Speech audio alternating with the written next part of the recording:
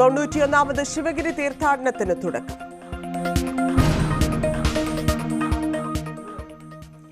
ആവേശമായി പ്രധാനമന്ത്രി നരേന്ദ്രമോദി അയോധ്യയിൽ. രാമക്ഷേത്ര പ്രതിഷ്ഠാ ദിനത്തിനായി ലോകം മുഴുവൻ കാത്തിരിക്കുന്നുവെന്ന് പ്രധാനമന്ത്രി. രാമക്ഷേത്ര പ്രതിഷ്ഠാ ദിനം ചരിത്ര ദിവസമാകും. പുതിയ അയോധ്യ വികസിത ഭാരതത്തിനെന്നും മോദി പറഞ്ഞു. പ്രതിഷ്ഠാ ദിനം 140 കോടി ജനങ്ങളും ആഘോഷിക്കണം. ജനുവരി 22-ന് രാമജ്യോതി തെളിയിക്കണം. സഹകരണത്തിന് അയോധ്യയിലെ ജനങ്ങൾക്ക് പ്രധാനമന്ത്രി നന്ദി പറഞ്ഞു. കേരളത്തിലെ നാലമ്പല ദർശന തീർത്ഥാടന യാത്രയെയും പ്രസംഗത്തിൽ മോദി പരാമർശിച്ചു. 17,000 കോടിയുടെ വികസന പദ്ധതികൾ പ്രധാനമന്ത്രി നാടിന് സമർപ്പിച്ചു. पूरी दुनिया उत्सुकता के साथ 22 जनवरी के ऐतिहासिक क्षण का इंतजार कर रही है। ऐसे में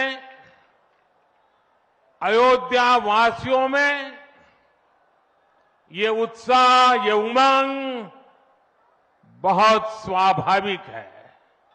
भारत की मिट्टी के कण कण और भारत के जन जन का मैं पुजारी हूं और मैं भी आपकी तरह उतना ही उत्सुक हूं। हम सभी का ये उत्साह, ये उमंग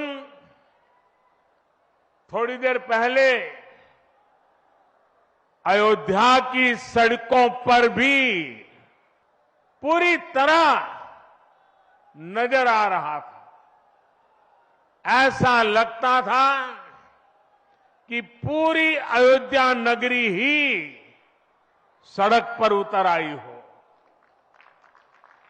इस प्यार, इस आशीर्वाद के लिए मैं आप सभी का हृदय से आभार व्यक्त करता हूं।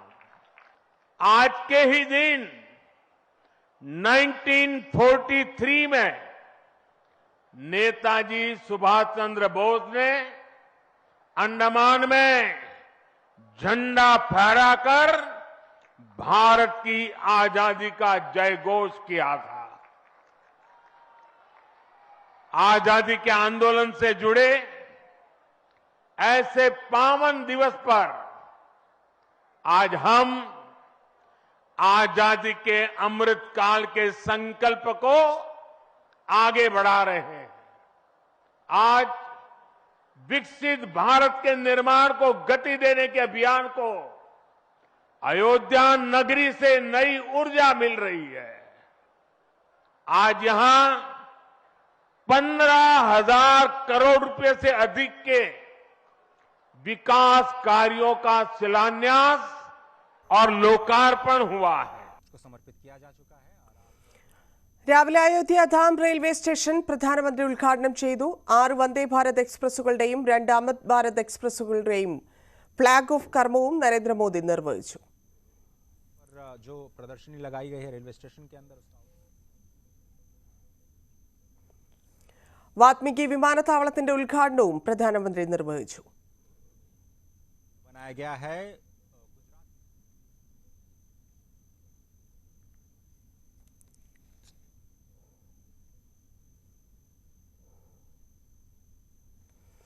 വാത്മീകി വിമാനത്താവളത്തിൽ ഇറങ്ങിയ പ്രധാനമന്ത്രി റോഡ് ഷോയായാണ് അയോധ്യാധാം റെയിൽവേ സ്റ്റേഷനിലെത്തിയത്.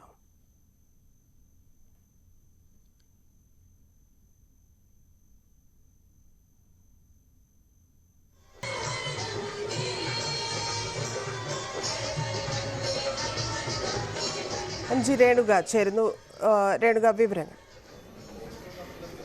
ധന്യ, ജയ് ശ്രീറാം വിളിയോടുകൂടിയാണ് പ്രധാനമന്ത്രി ഈ പൊതുചടങ്ങിൽ സംസാരിച്ച് തുടങ്ങിയത്. ജാനുവരി 22 ചരിത്ര ദിനമാകും. നമുക്കറിയാം, ജാനുവരി 22-നാണ് അയോധ്യ രാമക്ഷേത്രത്തിന്റെ പ്രാൺ പ്രതിഷ്ഠാ ചടങ്ങുകൾ നടക്കുന്നത്. ആ ദിവസം ചരിത്ര ദിനമാകും എന്ന് പ്രധാനമന്ത്രി പറയുന്നു. ആ ദിവസത്തിനായി ലോകം കാത്തിരിക്കുകയാണ്. താനും ആകാംക്ഷയോടുകൂടി ആ ദിവസത്തിനായി കാത്തിരിക്കുകയാണ് എന്ന് പ്രധാനമന്ത്രി നരേന്ദ്രമോദി പറഞ്ഞു. വികസിത ഭാരതത്തിന് ഊർജം നൽകുന്നതാകും ആ ആധുനിക അയോധ്യ എന്ന് അദ്ദേഹം സൂചിപ്പിച്ചു. ഒപ്പം തന്നെ ഈ പുതിയ അയോധ്യയുടെ മുഖം മാറ്റുന്നതിനൊപ്പം നിന്ന ജനങ്ങൾക്ക് നന്ദി പറഞ്ഞുകൊണ്ടുകൂടിയാണ് അദ്ദേഹം മറ്റ് വിഷയങ്ങളിലേക്ക് കടക്കുന്നത്. ഇന്നത്തെ ദിവസത്തിന്റെ പ്രത്യേകത കൂടി അദ്ദേഹം എടുത്തു കാട്ടുന്നു. 1943 ഇതേ ദിവസമാണ് സുഭാഷ് ചന്ദ്രബോസ് ആൻഡമാനിൽ ഇന്ത്യൻ പതാക ഉയർത്തിക്കൊണ്ട് ഇന്ത്യയുടെ സ്വാതന്ത്ര്യം പ്രഖ്യാപിച്ചത്. ആ ചരിത്ര ദിനത്തിലാണ് ഇന്ന് അയോധ്യയുടെ മുഖം മാറ്റുന്ന പുതിയ വികസന പദ്ധതികൾ ഉദ്ഘാടനം ചെയ്യാനായത് എന്നത് ഇന്നത്തെ ദിവസം ചൂണ്ടിക്കാട്ടിക്കൊണ്ട്, ഈ ദിവസത്തിന്റെ ചരിത്ര പ്രാധാന്യം ചൂണ്ടിക്കാട്ടിക്കൊണ്ട് പ്രധാനമന്ത്രി പറഞ്ഞു. ഏതൊരു രാജ്യത്തിനും അതിന്റെ വികസനത്തിലേക്ക് ഉയരണമെങ്കിൽ അതിന്റെ പൈതൃകം കാത്തു സൂക്ഷിച്ചുകൊണ്ട് മാത്രമേ സാധ്യമാകൂ. പൈതൃകം കാത്തു സൂക്ഷിച്ച് അതിനൊപ്പം വികസനം എന്നതാണ് തങ്ങളുടെ ലക്ഷ്യം എന്നത് പ്രധാനമന്ത്രി ആവർത്തിച്ചു പറയുന്നു. ആ രീതിയിലാണ് പുതിയ ഭാരതത്തിന് പുതിയ അയോധ്യ എന്ന കാര്യം പ്രധാനമന്ത്രി സൂചിപ്പിക്കുന്നത്. അടിസ്ഥാന സൗകര്യ വികസന പദ്ധതികൾ 15,000 കോടിയുടെ അടിസ്ഥാന സൗകര്യ വികസന പദ്ധതികളാണ് അയോധ്യയ്ക്കായി നടത്തുന്നത്. ഇത് അയോധ്യയിലെ അവിടുത്തെ തൊഴിൽ സാഹചര്യങ്ങൾ, തൊഴിലവസരങ്ങൾ വർദ്ധിപ്പിക്കും എന്നത് പ്രധാനമന്ത്രി ചൂണ്ടിക്കാട്ടുന്നു. ഈ പുതിയ വികസന പദ്ധതികൾ പൂർണ്ണമാകുമ്പോൾ അയോധ്യയ്ക്ക് പുതിയ മുഖം ലഭിക്കുന്നു. അത് അഭിമാനത്തോടുകൂടി ഇന്ത്യൻ ഭൂപടത്തിൽ പുതിയ അയോധ്യ നിലനിൽക്കും എന്ന കാര്യം കൂടി അദ്ദേഹം സൂചിപ്പിക്കുകയാണ്. തീർത്ഥാടന കേന്ദ്രങ്ങളെ ഡിജിറ്റൽ സാങ്കേതിക വിദ്യയുടെ സാധ്യതകൾ ഉപയോഗപ്പെടുത്തിക്കൊണ്ട് അതിന്റെ പൈതൃകം നിലനിർത്തിക്കൊണ്ട് ലോകത്തെ ആകർഷിക്കുന്ന തരത്തിലേക്ക് മാറ്റുക എന്നതാണ് ലക്ഷ്യം എന്നത് പറയുന്നു. അതാണ് അയോധ്യയുടെ പുതിയ മുഖം നൽകുന്നതിലൂടെ ലക്ഷ്യമിടുന്നത് എന്നത് അദ്ദേഹം സൂചിപ്പിക്കുന്നു. അദ്ദേഹത്തിന്റെ പ്രസംഗത്തിൽ കേരളവും പരാമർശിക്കപ്പെട്ടു. കേരളത്തിൽ നടക്കുന്ന രാമായണ മാസത്തിലെ നാലമ്പല ദർശനം ചൂണ്ടിക്കാട്ടിക്കൊണ്ടാണ് കേരളത്തെക്കുറിച്ചുള്ള ഒരു പരാമർശം അദ്ദേഹം നടത്തുന്നത്. രാജ്യത്തിന്റെ ഓരോ തരി മണ്ണിന്റെയും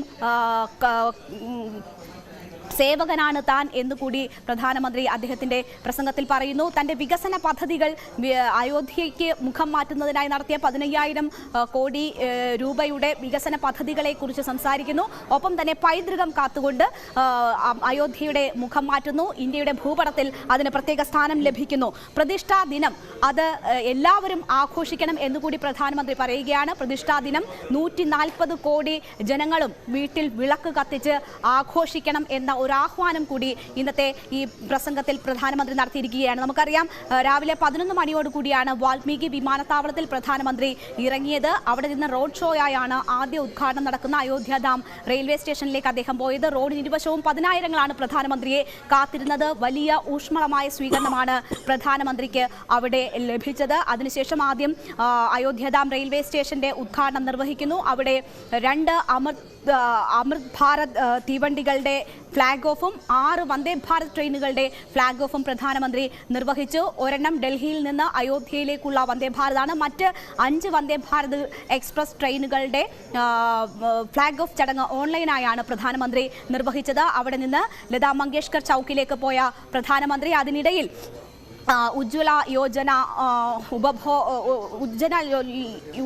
യോജന പദ്ധതിയുടെ ഉപഭോക്താവായ സ്ത്രീയുടെ വീട്ടിലെത്തുകയും അവിടെ നിന്ന് ചായ കുടിക്കുകയും കുശലാന്വേഷണങ്ങൾ നടത്തുകയും ചെയ്തു. വന്ദേ ഭാരത് ട്രെയിനിൽ വിദ്യാർത്ഥികളുമായും മോദി ആശയവിനിമയം നടത്തി. അതിനുശേഷം അവിടെ നിന്ന് കുട്ടികൾ തന്നെ കാണാനെത്തിയ കുട്ടികൾക്കൊപ്പം സെൽഫി എടുക്കുകയും അവരുമായി ആശയവിനിമയം ഒക്കെ നടത്തുകയും ചെയ്തു. അതിനുശേഷമാണ് പ്രധാനമന്ത്രി ഇപ്പോൾ വിമാനത്താവളത്തിന്റെ ഉദ്ഘാടന ചടങ്ങിലേക്ക് എത്തിയത്. അവിടെ നമുക്കറിയാം 1450 കോടി രൂപയുടെ മുതൽ മുടക്കിക്കൊണ്ട് 20 മാസത്തിനുള്ളിൽ പണി കഴിപ്പിച്ച മഹർഷി വാൽമീകി ഇന്റർനാഷണൽ എയർപോർട്ട് രാജ്യത്തിന് സമർപ്പിച്ചു. അവിടേക്കുള്ള ആദ്യ ഫ്ലൈറ്റ് ഡൽഹിയിൽ നിന്ന് പുറപ്പെട്ടിട്ടുണ്ട്. അതിന്റെ ഉദ്ഘാടനവും പ്രധാനമന്ത്രി നിർവഹിച്ചു. അതിനുശേഷമായിരുന്നു പൊതുയോഗത്തിൽ അദ്ദേഹം സംസാരിച്ചത്.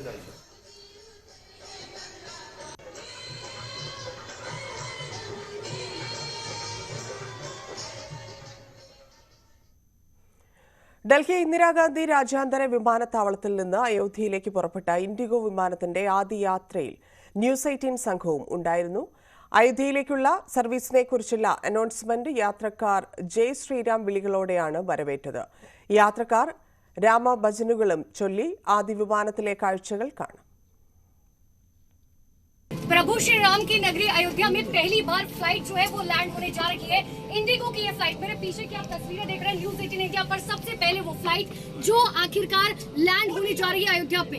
आप ये समझिए कि लोगों का ये सपना था जरूर कि कभी अयोध्या में जो है उसका यातायात जो है उसे बढ़ाया जा सके, कभी फ्लाइट जो है वो लैंड हो। और आखिरकार प्रधानमंत्री नरेंद्र मोदी की तरफ से जो कोशिशें की गई है उनकी वजह से ही आज जो है ये फ्लाइट लैंड होने जा रही है। ये फ्लाइट अगर आप पीछे तक देखेंगे, हालांकि बताया जा रहा है कि फ्लाइट पूरी तरीके से बुक है। देखिए महिलाएं, छोटे छोटे बच्चे जो है दूर दराज से यहाँ पर पहुंचे हैं। और सबसे बड़ी बात है, देखिए जय श्री राम की गूंज जो है वो हर जगह साफ तौर पर सुनाई दे रही है। हालांकि ये फ्लाइट जो है वो 1 घंटे 20 मिनट की होगी। जैसे ये फ्लाइट लैंड होगी, एयरपोर्ट की भी तस्वीरें आपको दिखाएंगे कि आखिर किस तरीके से जो है एयरपोर्ट पर एडवांस टेक्नोलॉजी के साथ साथ जो है तमाम सुविधाएं यात्रियों के लिए की गई है। वीडियो जर्नलिस्ट ईश्वर के साथ अनुपमा झा। जय जय राम श्री राम, जय राम जय जय राम श्री राम, जय राम जय जय राम श्री राम, जय राम जय जय राम श्री राम, जय राम जय जय राम श्री राम, जय राम जय जय राम श्री राम, जय राम जय जय राम श्री राम, जय राम जय जय राम श्री राम, जय राम जय जय राम श्री राम, जय राम जय जय राम श्री राम, जय राम जय जय राम श्री राम, जय राम जय जय राम श्री राम, जय राम जय जय राम श्री राम, जय राम जय जय राम श्री राम, जय राम। ഇടവേള.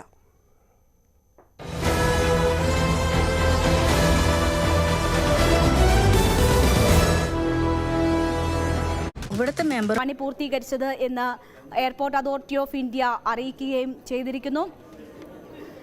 2200 മീറ്ററാണ് റൺവേയുടെ നീളം. 4 എയർക്രാഫ്റ്റുകൾക്ക് ഒരേ സമയം അവിടെ പാർക്ക് ചെയ്യാൻ ഉൾപ്പെടെയുള്ള സംവിധാനങ്ങളോട് കൂടിയാണ് എയർപോർട്ട് ഒരുങ്ങിയിരിക്കുന്നത്. 10 ലക്ഷം യാത്രക്കാരെ ഒരു വർഷം ഉൾക്കൊള്ളാനാകും എന്നതാണ് പ്രതീക്ഷിക്കുന്നത്. ഈ വിമാനത്താവളത്തിലൂടെ 10 ലക്ഷം യാത്രക്കാർ ഒരു വർഷം കടന്നു പോകും എന്നതാണ് പ്രതീക്ഷിക്കുന്നത്. എന്തായാലും ഈ പ്രധാനമന്ത്രിയുടെ അയോധ്യയിലെ ഇന്നത്തെ സന്ദർശനത്തിലെ ഏറ്റവും പ്രധാനപ്പെട്ട ഉദ്ഘാടന ചടങ്ങുകളിൽ ഒന്നാണ് ഇപ്പോൾ പൂർത്തിയായിരിക്കുന്നത്. മഹർഷി വാൽമീകി ഇന്റർനാഷണൽ എയർപോർട്ടിന്റെ ഉദ്ഘാടനം പ്രധാനമന്ത്രി നിർവഹിച്ചിരിക്കുകയാണ്. പ്രധാനമന്ത്രിയുടെ അയോധ്യ സന്ദർശനം തുടരുകയാണ്.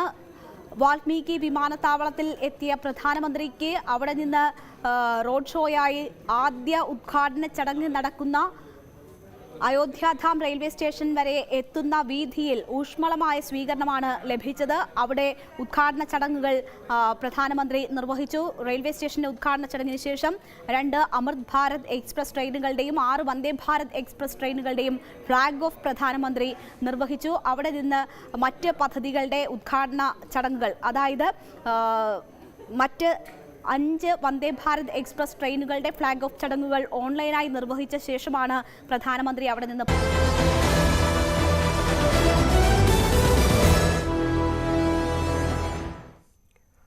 നവകേരള സദസ്സിന് ബോംബ് ഭീഷണി. തൃക്കാക്കര മണ്ഡലത്തിലെ വേദിയിൽ ബോംബ് വയ്ക്കുമെന്നാണ് ഭീഷണി. മറ്റന്നാളാണ് മണ്ഡലത്തിലെ നവകേരള സദസ്സ് കാക്കനാട് നടക്കുക. ഡാനി പോൾ ചേരുന്നു. ഡാനി, എന്താണ് സംഭവം? കഴിഞ്ഞ ദിവസമാണ് ഇങ്ങനെയൊരു ഭീഷണിക്കത്ത് ADM-ന് എറണാകുളം ADM-ന്റെ ഓഫീസിൽ ലഭിക്കുന്നത്. ഇതിൽ പറഞ്ഞിരിക്കുന്നത് വേദി കുഴിബോംബ് അടക്കം വെച്ച് തകർക്കുമെന്നാണ് ഭീഷണിക്കത്തിൽ പറയുന്നത്. ഇത് പഴയ കമ്മ്യൂണിസ്റ്റുകളാണ് തങ്ങൾ എന്നുള്ള ഒരു പരാമർശത്തോടുകൂടിയാണ് കത്ത് അവസാനിപ്പിക്കുകയും ചെയ്യുന്നത്. തൃക്കാക്കര മണ്ഡലത്തിലെ നവകേരള സദസ്സ് നടക്കുന്നത് കാക്കനാട് ജില്ലാ കളക്ടറേറ്റിന് മുന്നിലുള്ള പരേഡ് ഗ്രൗണ്ടിലാണ് നടക്കുന്നത്. ഇതിനുവേണ്ടിയുള്ള ഒരുക്കങ്ങളെല്ലാം പൂർത്തിയാക്കിയിട്ടുണ്ട്. ജനുവരി 1-ന് ഉച്ചയ്ക്ക് ശേഷമാണ് 3 മണിക്കാണ് ഇവിടെ നവകേരള സദസ്സ് നടക്കുന്നത്. ഈ വേദിയാണ് ബോംബ് വെച്ച് തകർക്കുമെന്നൊരു ഭീഷണി വന്നിരിക്കുന്നത്.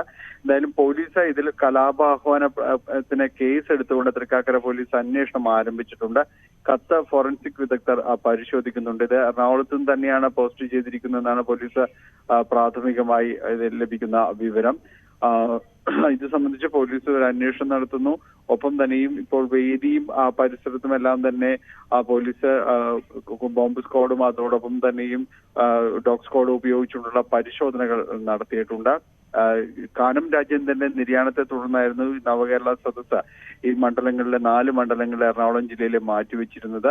ജനുവരി 1-നും 2-നുമാണ് ഈ 4 മണ്ഡലങ്ങളിലെയും നവകേരള സദസ്സ് നടക്കുക. ആദ്യ വേദിയാണ് തൃക്കാക്കര മണ്ഡലത്തിലെ കാക്കനാട് പരേഡ് ഗ്രൗണ്ടിൽ നടക്കുന്നത്. ഇവിടേക്കാണ് ഇത് ബോംബ് ഭീഷണി ഇപ്പോൾ ഉയർന്നിട്ടുള്ളത്. എന്തായാലും പോലീസ് അന്വേഷണം ആരംഭിച്ചു കഴിഞ്ഞു. ധന്യ.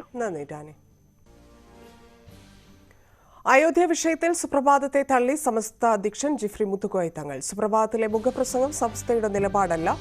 രാഷ്ട്രീയ കക്ഷികളുടെ രാഷ്ട്രീയ നയങ്ങളിൽ സമസ്തയ്ക്ക് അഭിപ്രായമില്ല. രാഷ്ട്രീയ പാർട്ടികൾക്ക് ക്ഷണം സ്വീകരിക്കാം, തള്ളാം, അത് അവരുടെ നയം. അയോധ്യയിൽ മാത്രമല്ല, ആരെവിടെ പോയാലും സമുദായത്തിന്റെ വികാരം വ്രണപ്പെടില്ലെന്നും ജിഫ്രി മുത്തുക്കോയ തങ്ങൾ പറഞ്ഞു. സനീഷ് കുമാർ ചേരുന്നു. അനീഷ്, സമസ്തയുടെ നിലപാട് അത് പത്രമല്ല, സുപ്രഭാതമല്ല പറയേണ്ടത് എന്ന് ജിഫ്രി മുത്തുക്കോയ തങ്ങൾ പറയുന്നു. അതുപോലെ അയോധ്യയിലേക്ക് ആര് പോയാലും വികാരം വ്രണപ്പെടില്ല എന്ന് പറയുമ്പോൾ എന്താണ് സമസ്ത ഉദ്ദേശിക്കുന്നത്? വിവരങ്ങൾ. ധന്യ, നേരത്തെ കടുത്ത വിമർശനങ്ങൾ ഉന്നയിച്ചുകൊണ്ടാണ് ഈ അയോധ്യ വിഷയത്തിൽ കോൺഗ്രസിനെതിരായ നിലപാട് സമസ്ത മുഖപത്രമായ സുപ്രഭാതത്തിൽ വന്നത്. എന്നാൽ ആ നിലപാട് തള്ളിക്കൊണ്ടാണ് ഇപ്പോൾ ജിഫ്രി മുത്തുക്കോയ തങ്ങൾ രംഗത്തെത്തിയിരിക്കുന്നത്. സമസ്തയുടെ നയം സമസ്തയാണ് പറയേണ്ടത്, പത്രമല്ല എന്ന് അദ്ദേഹം പറയുന്നു. അയോധ്യയിൽ മാത്രമല്ല, ആരെവിടെ പോയാലും സമുദായത്തിന്റെ വികാരം വ്രണപ്പെടില്ല. സമസ്ത നിലപാട് രാഷ്ട്രീയ കക്ഷികളുടെ കാര്യങ്ങളിൽ അല്ലെങ്കിൽ നയങ്ങളിൽ അഭിപ്രായം പറയേണ്ടതില്ല എന്നത് തന്നെയാണ്. സമസ്തയ്ക്ക് എന്തായാലും അയോധ്യയിലെ ചടങ്ങിലേക്ക് ക്ഷണമില്ല. രാഷ്ട്രീയ പാർട്ടികൾക്ക് ക്ഷണം സ്വീകരിക്കാം, തള്ളാം, അത് അവരുടെ നയമാണെന്നും അദ്ദേഹം പറയുന്നുണ്ട്. ഒപ്പം ഈ സമസ്തയുടെ 100ാം വാർഷികാഘോഷങ്ങൾ നടക്കുന്നതുമായി ബന്ധപ്പെട്ട് കാന്തപുരം വിഭാഗം നടത്തുന്ന ഈ ആഘോഷങ്ങളെ തള്ളിയും രംഗത്തെത്തിയിട്ടുണ്ട്. ചിലർ സമാന്തരമായ പ്രവർത്തനങ്ങൾ ഇപ്പോഴും നടത്തുകയാണ്. 89-ൽ സംഘടനാ പ്രവർത്തനം നടത്തി പുറത്തുപോയ ചിലർ ഇപ്പോൾ 100ാം വാർഷികം എന്ന പേരിൽ ആഘോഷ പരിപാടികളുമായി മുന്നോട്ട് പോകുന്നു. ഈ പരിപാടികളുമായി സമസ്തയ്ക്ക് യാതൊരു ബന്ധവുമില്ല. ഇത്തരം പരിപാടികളിൽ പ്രവർത്തകർ വഞ്ചിതരാകരുതെന്നും ജിഫ്രി മുത്തുക്കോയ തങ്ങൾ പറയുന്നു. ഒപ്പം ഈ കാന്തപുരം EK അബൂബക്കർ മുസ്ലിയാരുടെ ഖബർ സന്ദർശിച്ചത് ഒരു തെറ്റിദ്ധരുത്തലിന്റെ ഭാഗമാണ് എന്നും അദ്ദേഹം പറയുന്നുണ്ട്. ഒപ്പം ഈ മതവിശ്വാസങ്ങൾക്ക് മറ്റ് സമുദായങ്ങളുടെ മതവിശ്വാസങ്ങളിൽ ഇസ്ലാം മതസ്ഥർ പങ്കെടുക്കുന്നതിനെ പറ്റി വലിയ ചർച്ചകൾ വരുന്നിരുന്നു. അതിൽ അദ്ദേഹം ഒരു കൃത്യമായ വിശദീകരണം നൽകുന്നു. മതവിശ്വാസത്തിന് എതിരാവാത്ത ഏത് ആഘോഷത്തിലും വിശ്വാസികൾക്ക് പങ്കെടുക്കാം, പക്ഷേ ഇതര മതസ്ഥരുടെ വിശ്വാസം ഉൾക്കൊണ്ട ആഘോഷങ്ങളിൽ പങ്കെടുക്കാൻ പറ്റില്ല എന്നൊരു നിലപാട് സമസ്തയ്ക്കുള്ളൂ എന്നും അദ്ദേഹം വ്യക്തമാക്കുന്നുണ്ട്. ധന്യവാദം. ശരി, നന്ദി അനീഷ്.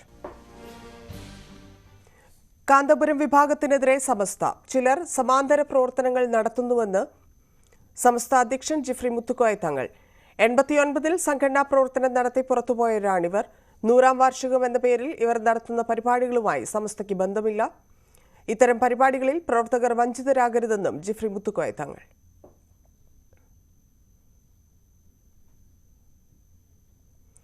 തിരുവനന്തപുരത്ത് പുതുവത്സരാഘോഷങ്ങൾക്ക് നിയന്ത്രണം. വാഹന പരിശോധനയടക്കം പരിശോധനകൾ ശക്തമാക്കുമെന്ന് Thiruvananthapuram city police commissioner Nagaraj പറഞ്ഞു.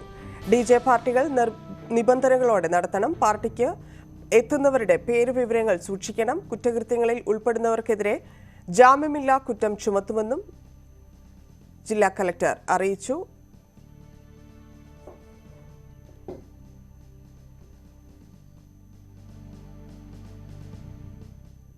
ഇടവേള.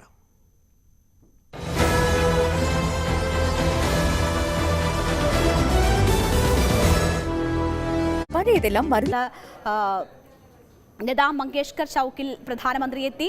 അതിനു മുൻപായി അപ്രതീക്ഷിതമായ ചില സന്ദർശനങ്ങൾ കൂടി പ്രധാനമന്ത്രിയുടെ ഭാഗത്തു നിന്നും ഉണ്ടായിട്ടുണ്ട്. പ്രധാനമന്ത്രി ഉജ്ജ്വല യോജന ബെനഫിഷ്യറിയുടെ വീട്ടിൽ എത്തുകയും അവിടെ നിന്ന് ചായ കുടിക്കുകയും അവരുമായി സംഭാഷണം നടത്തുകയും പദ്ധതിയെക്കുറിച്ചൊക്കെ അവരോട് ചോദിച്ചറിയുകയും ഒക്കെ ചെയ്തു. അതിനുശേഷം ലതാ മങ്കേഷ്കർ ചൌക്കിൽ അദ്ദേഹം എത്തി. അവിടെ നിന്ന് ചില കുട്ടികൾ അയോധ്യയിൽ അദ്ദേഹത്തെ കാണാനെത്തിയ കുട്ടികളുമായിട്ടൊക്കെ ആശയവിനിമയം നടത്തുകയും അവർക്കൊപ്പം സെൽഫി എടുക്കുകയും ഒക്കെ ചെയ്തു.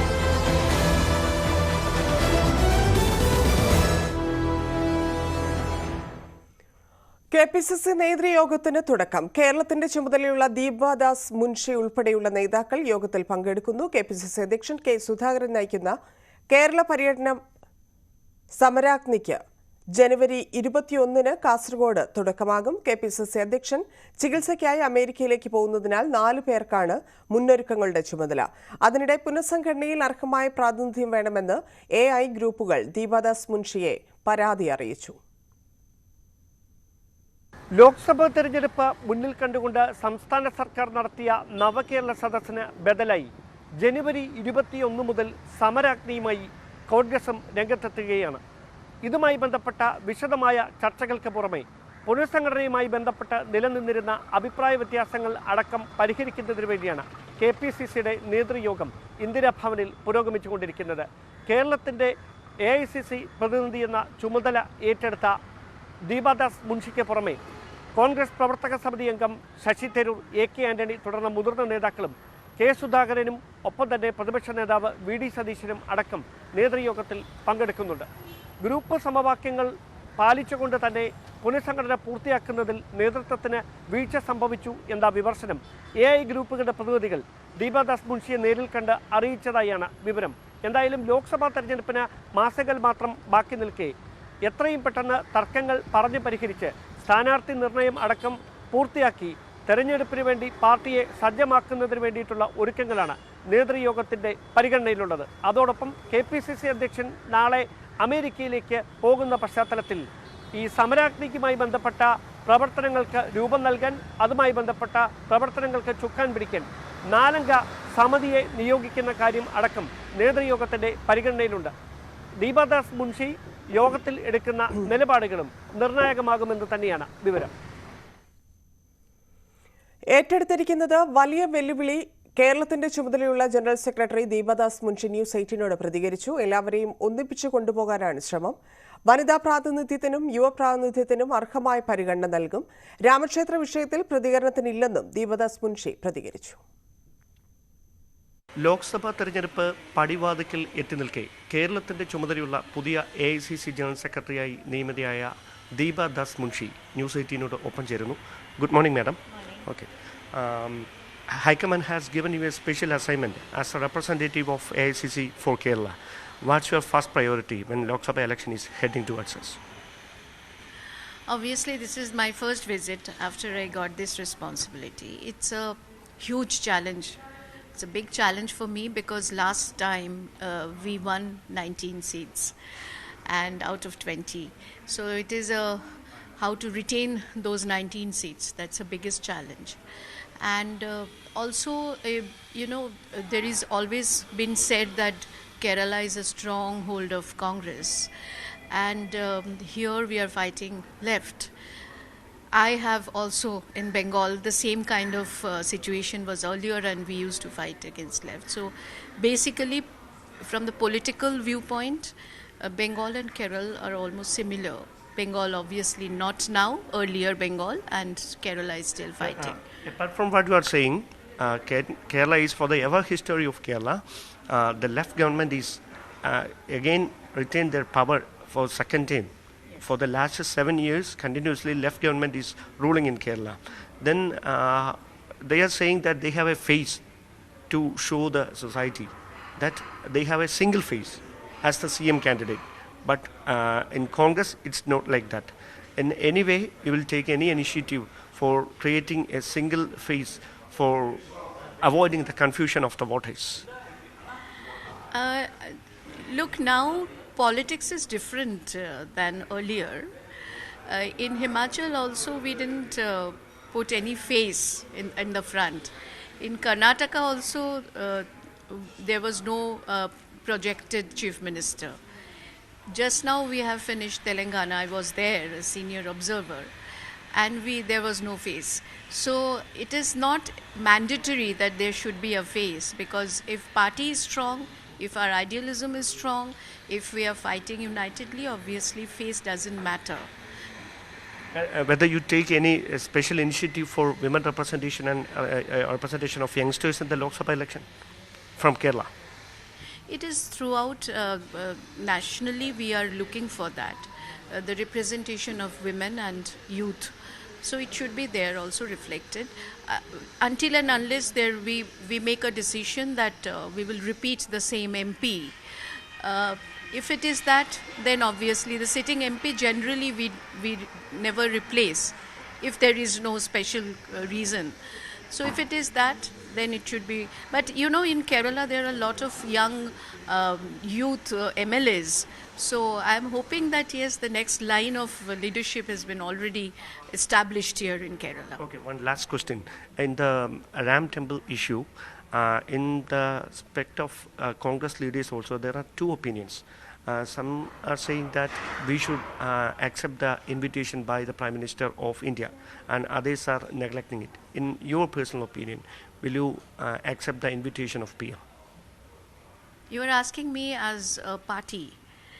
As a party, yes, our party is yet to finalize, and as an individual, I don't want to give any comment since I'm representing our party.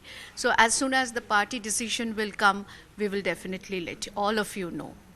Thank you for joining with us. ഇടവേള